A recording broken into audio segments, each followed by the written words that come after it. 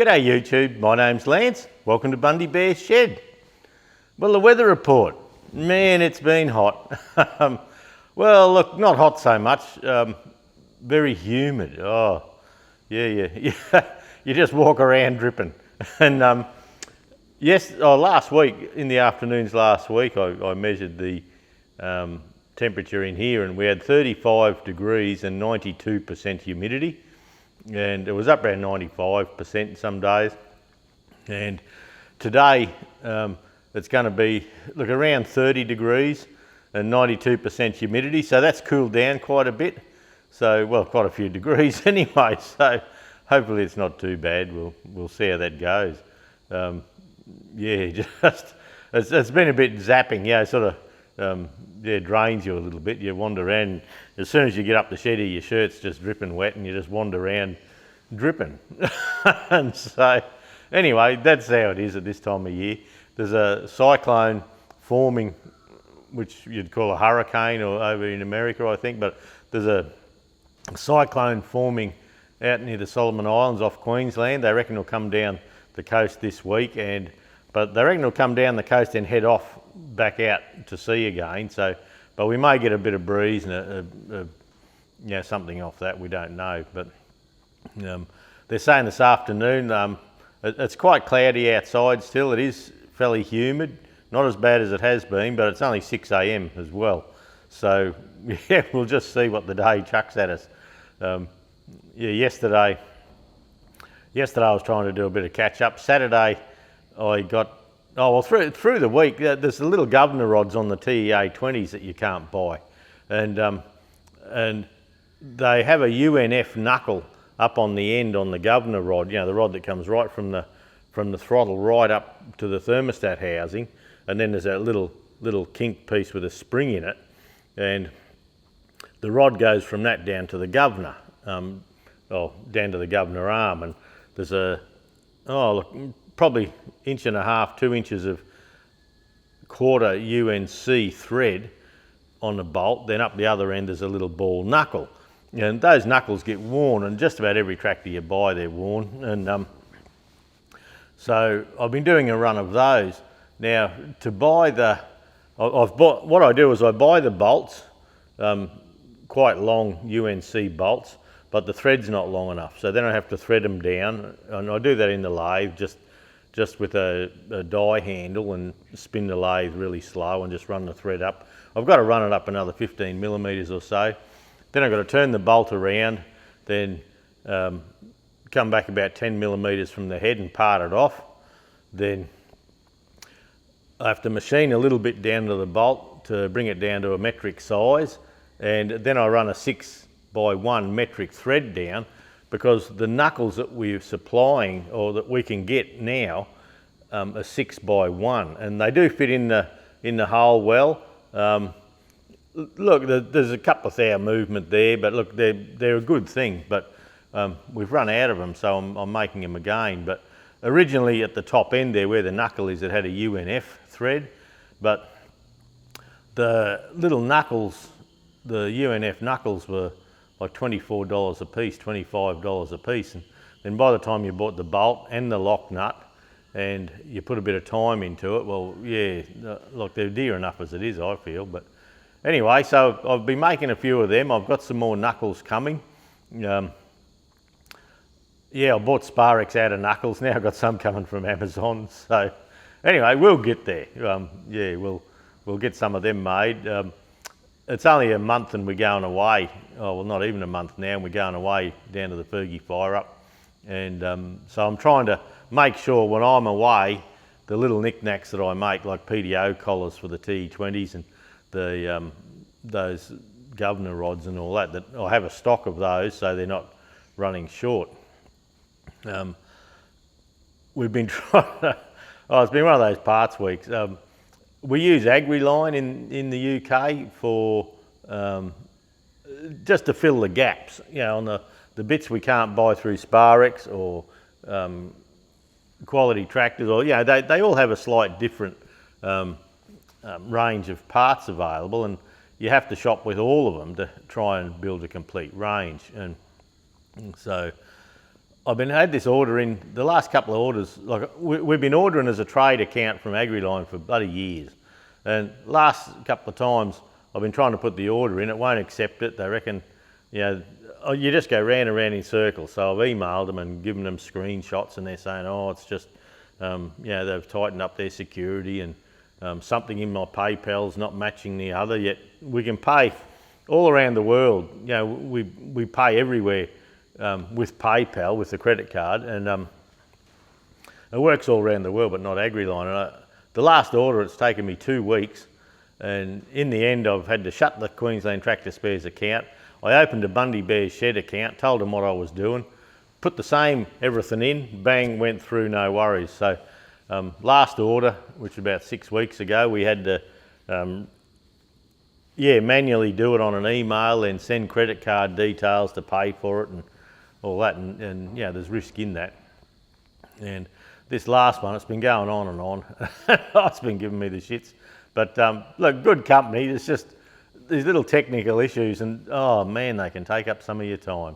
So yeah, they've sent me an email asking can they put an AgriLine sign or something like that up the back here, and in return for, you know, a few bits and pieces that I can't get off Sparex. And look, Sparex have been great to me. I'm not a parts whore. I'm not selling to the cheapest bidder. I just use the parts I like to use. And look, AgriLine have some parts I like to use. There's nothing wrong with them. Like everything, like every brand has some parts where the quality could be better. And look, without a doubt, I don't argue about that. It's just some parts.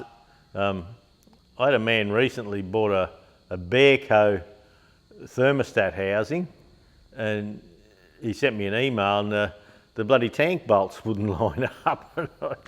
How they get that wrong? But anyway, they do thousands of the bloody things. But in the quality stakes, Bepco and Sparex and Quality, they all have their really good range of parts, and they all have a few parts that I choose not to buy.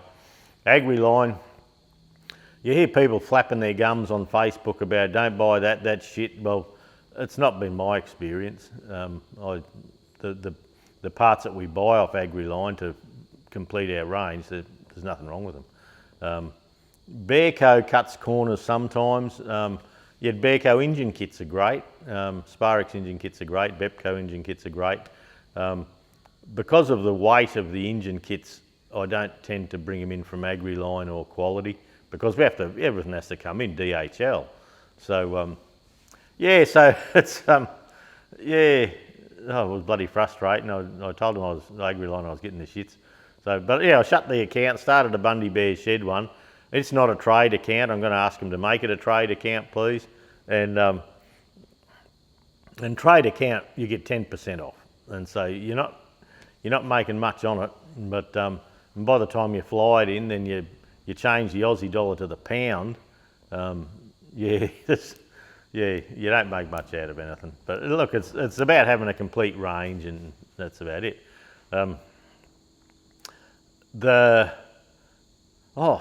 Just hang on. Look at this. You'll be excited. I'm excited. The Allara Heritage Weekend was on the Australia Day long weekend, and I was talking to my mate Gordon Ellis, and on the 65 here, I might try and show you later, but on the brake pedals, the internal brake pedal, the one for the left-hand wheel, turning brake, it had been chopped off at some stage, and the other one, see, this was an ex-Cane haul-out tractor, and they got flogged. The right-hand brake, because they were jumping on with slippery boots and all that, they welded a piece of a bar on the end of the brake pedal, and look, they're just shit in general. And they also, where the diff lock pedal is, they've also welded a piece of flat on top of the diff lock pedal to put it down. So I got on to my old mate Gordon Ellis out at Inverell, New South Wales, and I said, hey Gordy, you got any of that? Because he goes up to Allara and he fills his truck up with parts, and he has a bit of a stall there, and So he said, oh yeah, do you want good ones? And I said, I want the best ones, Gordy. He said, oh, I've got a couple of good ones tucked away for myself. And I said, oh, don't worry about that, just sell them to me. And so I got no idea what I paid for them. I haven't seen the bill yet. But yeah, look, he's sent me these pedals, and look at that, not a sausage of wear in that pedal. There's a little bend in the latch here that I can straighten out. Yeah, all got the part numbers that I wanted on them and all that. So that's the internal pedal. The outside brake pedal, it's the same. So yeah, no wear there at all. Looks like he had trouble getting the pin out, so we just chopped her off, and that's no problem. Then this fella here, he's a bit loose, but that's okay. And even you can still see the lubrication holes in the bushes inside there. And then the diff lock pedal, yeah, she's just a cracker too. So yeah, got all the numbers that we need on it. So that's a good thing. And I was just looking, I should have got him to send a clutch pedal too, because they've, I hadn't realised with some of the dirt on it that they've actually put a weld along the edge, and that must have been to stop the foot slipping off as well. But I'll have a look at that. I might be able to re-groove that. Pardon me, if not, I'll hit old Gordy up for another pedal. I thought a good video while we're away. It's probably not on our proper track, but while we're going down to the Fergie Fire Up, or coming home from the Fergie Fire Up, hit old Gordy up and see if I can do a bit of a walk around his Massey wrecking yard. That'd be an interesting thing. And he's got some nice little tractors there. He's got, like 188 four-wheel drive, and he's got some 35s that are one serial number apart. There's one in between them that he hasn't got. And just things like that. We talk on the phone. When we get on the phone, we have a bit of a chat, and yeah, we usually got to get torn away. Just start talking shop. And he's an area coordinator for the Harry Ferguson Tractor Club of Australia, and for his area out there, and me and Ian Bidgood, old Biddy, we're the ones for our area up here. Not that we do much with it. Yeah, we haven't sort of had many shows lately or anything like that where we can fly the flag. So, but anyway, we'll keep in touch and go from there. On the 135, where I had the indicators working last week, in the Butler lamps,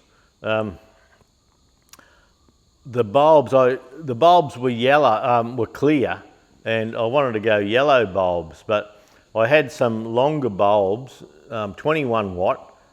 In Australia, you're supposed to have 21 watt on your indicators so they can be seen front and rear, and the ones I had in there were 10 watt. And look, they would have worked, but I just wasn't 100% happy. So I went into Repco in town here, and I thought, right, I'll try and buy some BA15S mounts, which is, and all that is, it's parallel pin, single terminal in the middle, and you just push and turn to lock them in. I didn't want to go LEDs because we need, because it's an old type system, we need the load on the system to get everything working right. So, and yeah, Repco didn't have them, Autobarn didn't have what I wanted, so I jumped online and I found some little bulbs, and yeah, they're little BA15s, and they're the tiny size, but they're 21 watt, so they're very bright. And at the end of the stew, the little walk around we do, I'll crank them up and show you, but lovely and bright. Now, I got these out of a motorbike shop. Now, motorbikes with the little indicators, little bubbles, have a stick and a little bubble out the side. This fits them. So I bought half a dozen of them. I bought 2 for the 135. I bought 2 for the 65, and I have 2 as spares. So yeah, look, that's done. That's about finished. I'm still going to put those 14.9/28s on the 135 when I get a chance. It's just been just full on lately. And if you remember the little Kubota I was working on for Martin the neighbour, I've been putting a little bit of work into that of an afternoon, and then Saturday I got the slasher over from out over where I had it parked out of the way, and I had to drop the beam down, change the blades, put a new seal in the gearbox, get all that together again, and I did a bit of a test run with it. I had to pull the clutch apart. The plates were just rusted in, seized solid. So I pulled that apart, went to town, got the clutch plates, put that back together, put the cover on it, went and done some slashing to test it all on the Kubota, and yeah, the slasher works fine. It's a Howard Nugget 6-foot slasher. It works fine. In my opinion, the skids are up too high, because when you let it down a bit, it scalps. So, but look, they know what they're doing with the slasher. They've got other slashers and big tractors and that, so they can set that up. The clutch adjustment, I think the clutch isn't all that good in it. I couldn't get the PDO clutch to work, and I was thinking, oh, you know, I'm going to have to ring Martin and tell him, you know, I'm going to have to split the tractor now to have a look at the clutch. But the clutch adjustment, I was going to adjust the free travel. It's losing free travel at the top, but the rod underneath sees solid. I've been spraying that for weeks, and I just can't get the damn thing loose. So I'll have to pull that off and get the oxy torch onto it and free that up. But then when the pedal goes right down, way down, like nearly past the foot pedal, well, the PDO clutch releases. Pardon me. So the clutch is working, but because of the differences, now I'm going to hop under and see if there's a plate we can pull off and have an adjust, but I don't think there is, but I'll have a look. But the clutch isn't the best. But look, it seemed to do the job. Like I slashed out the front of our block here with it and around the paddock and a couple of little bits of my paddock, and look, it worked fine. The tractor's running well. The hydraulic lever's a bit stiff, but that's okay. The 1, 2, 3, 4 lever here on the right for your speed, for your gear selector, oh, it's tight. I've been spraying CRC and that into that for ages. It is coming good, but oh, it's tight. And the Ford reverse is nice and all that sort of thing. So I've also, the engine oil sensing light comes on and off, and it's one of those things where it's off at low revs. You bring it through the rev range, and she starts fluttering like a short wire, and then you're revving flat out and it goes out again. So I've put a gauge in, the oil pressure's fine, and I've shifted all the wiring around, thinking it probably had a rub on it there somewhere, but look, it made no difference. So yeah, we'll just have to see. Yeah, I imagine I'll have to get a new sender. It may be the sender. I changed all the diff oil, the back end oil, put a new transmission filter on, and for a while the transmission light was still on, the filter light was still on, and I thought, oh, I think the electrics are the thing that let it down, but it does start easy. The safety start works, so I don't think I'll get involved in the electrics. I'll just make everything safe, and that's it. So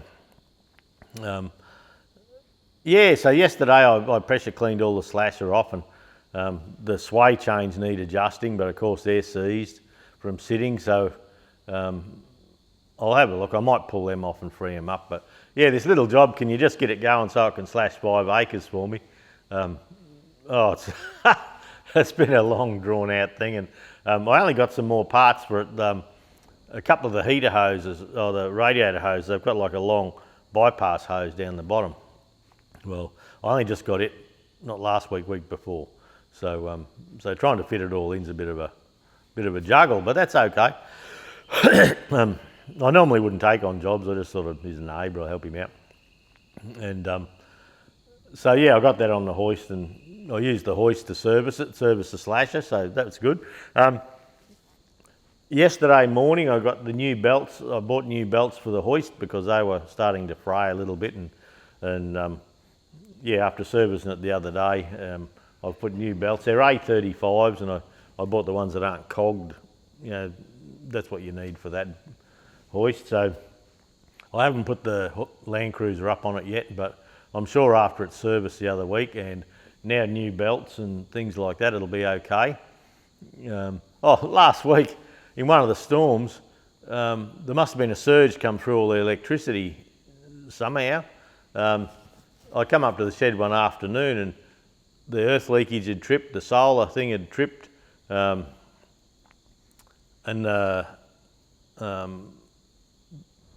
power points, yeah, that's right, the power points had tripped out. So I thought, oh well, reset it all and away we go. And talking to the neighbours, and yeah, talking to Grumpy Dave and Selena next door, I said, oh, we had everything tripped out the other day, and they said, oh, so did we. And they're getting the new pressure pump and that under the house buggered around. Well, when it tripped, that thing I put, remember all the trouble I had with the thing on the top of my pressure pump? Well, it blew that up again, didn't it? So, I can't win a trick. So, and since we run a big 15 amp main lead down to that pump, it's fine, it's been good, but there, we got this surge and it popped it, so I've got another one coming. And last Monday I had nicked my Sparky here, and up where the CNC and all that is, we've got a row of power points put there now, so we're not running extension leads, running things, and we haven't got extension leads across where we walk and all that, so that's okay, that's a good thing. I haven't got much more done on the 65 just because I've been trying to make tractor parts and that. I have on the,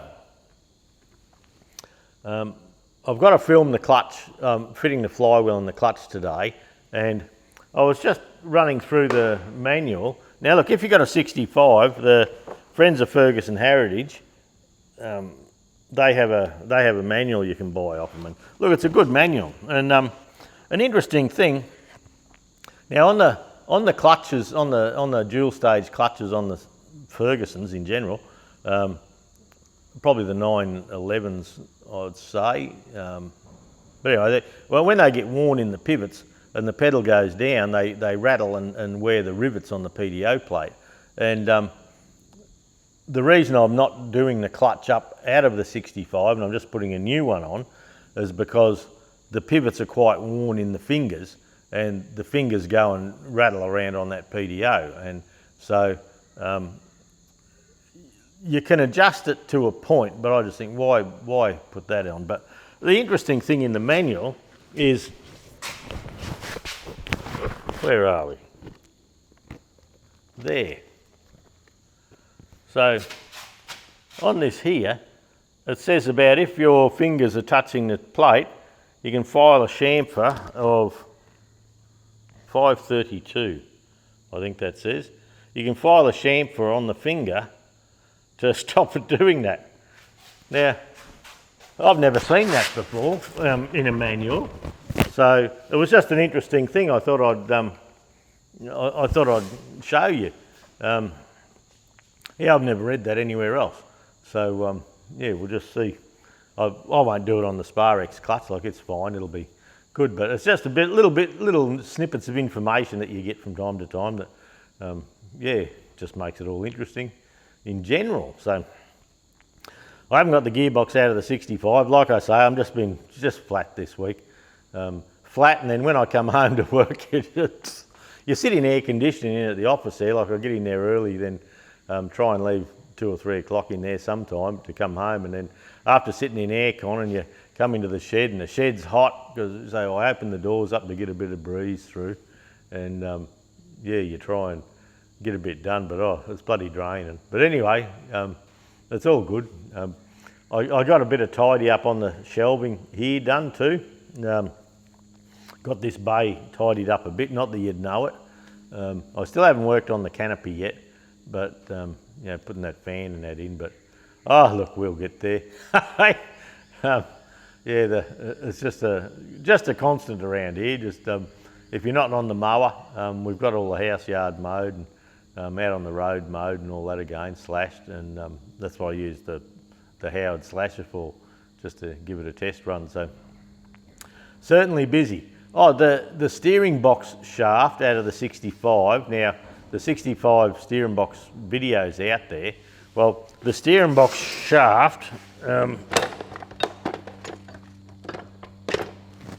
that's this fella here with the worm.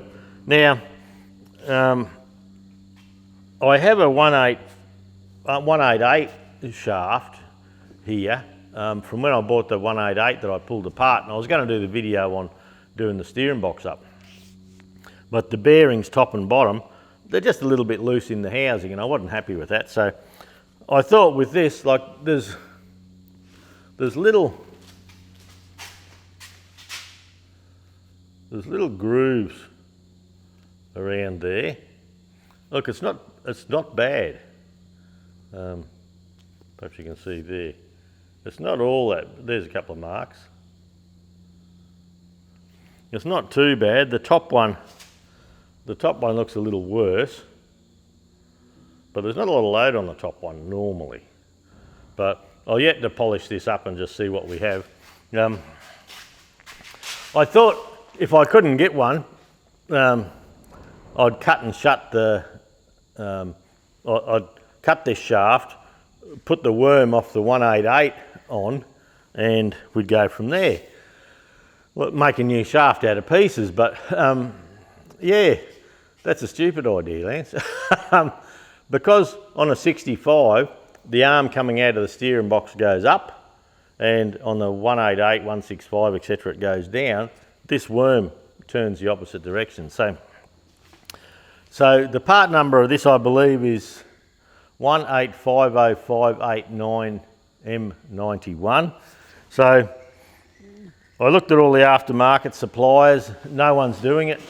Sparex has it in their old catalogues, but it's no longer kept. I was talking to Evan Aspen from North Arm, Fergie, and I asked him, did he have one? And he said, oh, he thought Heads Tractors in Logan had one, but they haven't got one. I rang them. They haven't got one, so I rang Massey Ferguson, and they said no longer available. Yeah, it's just, they said, in Australia, they said, it doesn't mean there's not one in the world somewhere, but it's not available in the Australian parts system. So the bearings that go on that, which were these fellas here, that go into the housing to support the shaft. Now, these are bigger bearings than on the 100 series.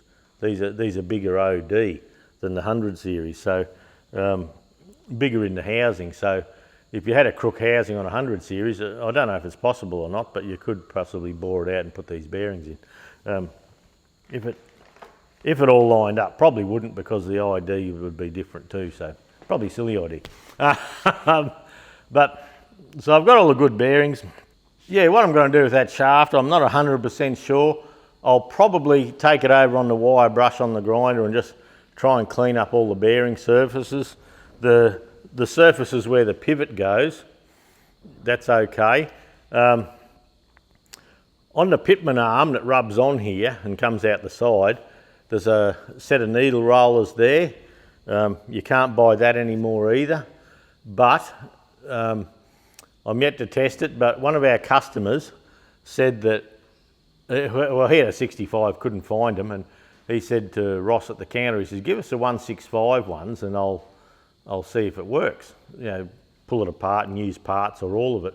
And he come back and said, look, it works fine. So I've got a 165 set of needle bearings and the pointer to go in here for it. It is a little bit sloppy at this end from the steering wheel being loose, but perhaps with a new steering wheel and a new key, that might be all right. So I've got a little bit of homework to do on this yet, just to see. I had thought about, and I have seen it before, about MIG welding this up and then putting it in the lathe and turning it back down again, but you'd go from a hardened surface to a softer surface, and I think with new bearings in the bottom that take the load and this little marking here, I will polish this up best I can. I think I can probably make a nice steering tractor out of it. I just got to put a bit of work in and just polish it up, and yeah, so I'm just not sure with that. I couldn't buy a new one. Yeah, they just don't sell enough for the companies to keep making them. So if you've got a good 65 steering box, keep it. I imagine they're all the same. But yeah, for those who watched the video of me stripping the steering box apart, she was a mess. But since that video, I've just knocked the bushes out and knocked the bearings out, and I've got the housing all washed up nicely, but I'm going to sandblast all the paint off the outside before we start to assemble it. Yeah, look, it just helps with the restoration. You know, I hate sandblasting something after it's been put together, and people do, they say, oh, you just tape it up and that, but just not my cup of tea. I'm not doing that. So yeah, probably today, if there's not enough too much moisture in the air system, I'll get that done and start putting that together. But I do hope to film the clutch today. I was hoping to do that the other day, but just, what a week. Just gone mad. So anyway, we'll see. But look, that's about it. I'll go handheld and I'll take you out and show you the Kubota, what we're up to with that. I'll show you the indicators on the 135. I've got the, I don't know if I had it last week or not. Oh, I've got some, my mate Chris come last weekend on Monday, and I had some 11.228s I didn't need. The tyres were perished, I didn't want to use them. They were originally off the 35, a gold one. And he wanted some smaller ones for a TE20, so we just did a clean swap for some 24-inch rims. And yeah, I've got them out there, so we'll go and have a look at that. So, all right, sit tight. We'll go for a bit of a walk. All right, so that's a tyre. That's a 14.924 next to a 14.928 tyre. So there's quite a bit of rolling radius difference there. But look, I'm going to put the tall ones on just for fun. I'm going to get the GPS app going and see. These indicator lights. Yeah, so they're nice and bright. You can see them at the back there. So that will be legal. Your indicators have to be seen from you know, front and back sort of thing. So that's what I'm doing with these little butler lamps. I think that'll be okay. Yeah, they're nice and bright. That 21 watt bulb is a good thing. So yeah, that's all right. So we'll go for a little walk. I'll show you the tyres we did a swap on. So that's a bit of a look at the weather. That's a bit of a look at a dog. Hey, what a bloody good dog. Hey, I'm getting a good dog next time. Yeah. But yeah, over near the loading ramp here. Rocket hasn't been over to work on this stuff yet. I'll have to rattle his chain. I ended up putting a 15 amp power point on the corner of the shed there. So if Dave needs to have power for cutting all this up and sorting it out, he's got a bit of electricity there. Now look at the tyres on these rims. Oh, grader tyres. But yeah, reasonable condition. But yeah, they're the 24s. So, but yeah, Brigstone. What do they call these tyres? V-Steel Ultra Traction 1400 by 24 off the road tyres, grader tyres. So yeah, I'll just get a tractor up, I'll tuck them away. I like the look of the little 24s with the big rubber on them. So yeah, I'll tuck them away and we'll just see whatever happens to them. I've got no idea really, but oh, they'll be hard old tyres, those things. They'll be fun to get off, I think. But the main thing was to set a tractor up on them, you know, to roll it around until we need them. So I'm starting to sort this piece there out, but you know how it is. Busy weeks.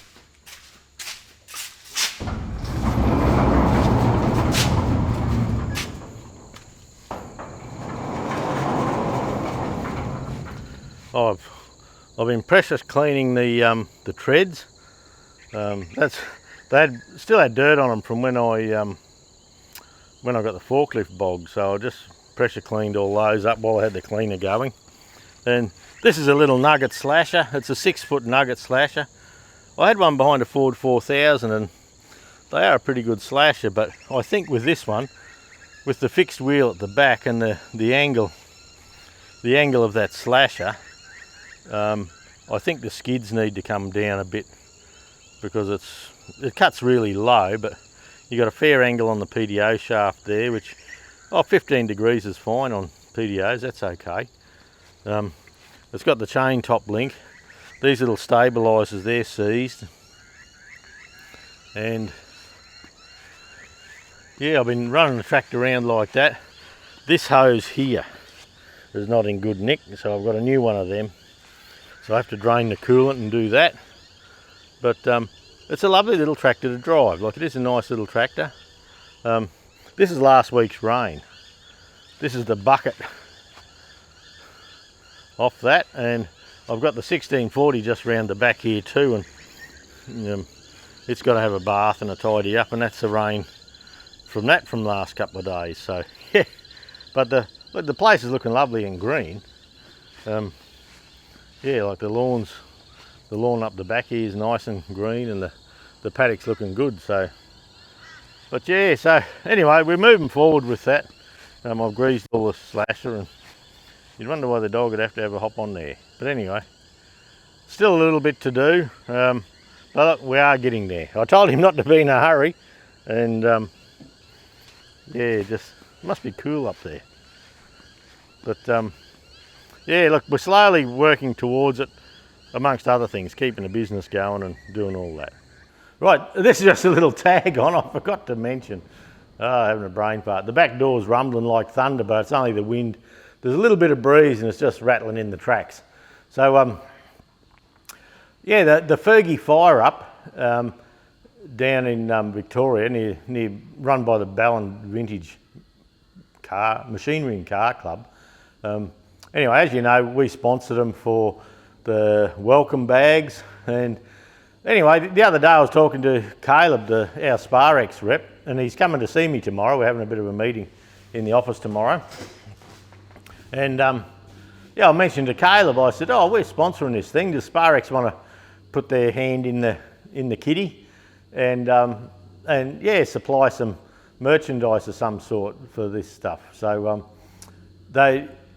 if you have a look at some of the stews, I think 1 or 2 ago I did the stew in my office, and there's a 1/8 scale of a TEA 20, and look, they're quite a big tractor. They're worth about, look, $600 Australian in there somewhere to buy retail, and Sparex is putting a couple of them up for raffle down there at the Fergie fire up, and I said, well, yeah, we've given $1,200 towards the bags, yeah, the welcoming bags, and we can put some merchandise in and all that. So Queensland Tractors, we've given them that, but we'll probably be putting either Bundy Bear's Shed or Queensland Tractor Spares or a mix of stubby coolers in there. And Sparex have come on board. They said, yeah, we're helping with these other tractors, but they said, look, we'll come and help for sure.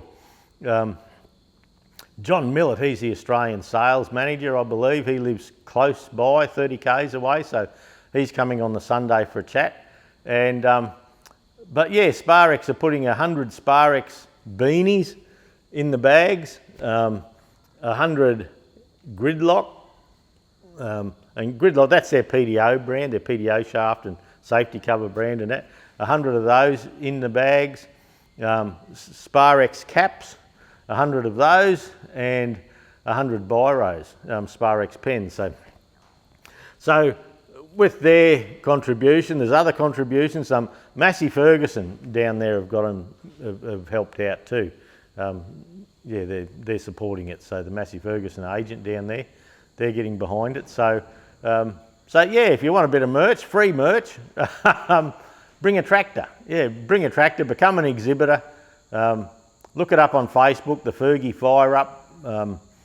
Yeah, or look, email me, bundybearsshed@gmail.com, and I can make sure I put you in touch with the right people, and they can send you some paperwork. But yeah, so look, and it can be a TEA, a 35, or 100 series, but yeah, try, if you want to be an exhibitor, you want to get a bag full of goodies, a show bag to take home, hop in early, and yeah, come on down and have a chat. It'll be a good thing, and I'm pleased that the companies are getting behind it. I believe Bearco's contributed in some way as well. Bearco hopped behind the Fergie muster as well, and they usually offer an engine kit and bits and pieces. So Yeah, look, it's going to be an interesting do. I'm looking forward to it. I'm a bit excited to get down there and have a chat to everyone for a couple of days. And like I say, we're going to spend a week getting there. We're heading through Lightning Ridge and Burke. Like, we're going a long way.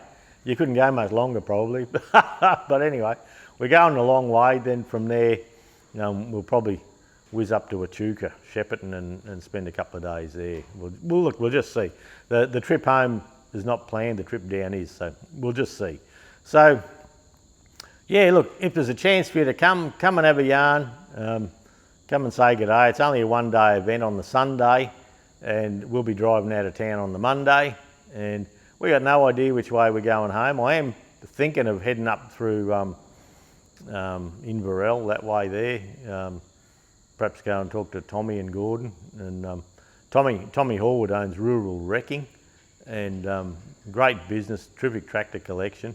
And I think he might have some 65 rims for me by the sound of it. So we'll just see. My mate John Dudley, that owns the McCormick Deering engine here. We ordered some parts out of the States for that. They haven't come yet. But yeah, he's got some tractors to swap over there. He sold some to Tom and getting another tractor back for his collection. So he's offering to pick up the wheels for me.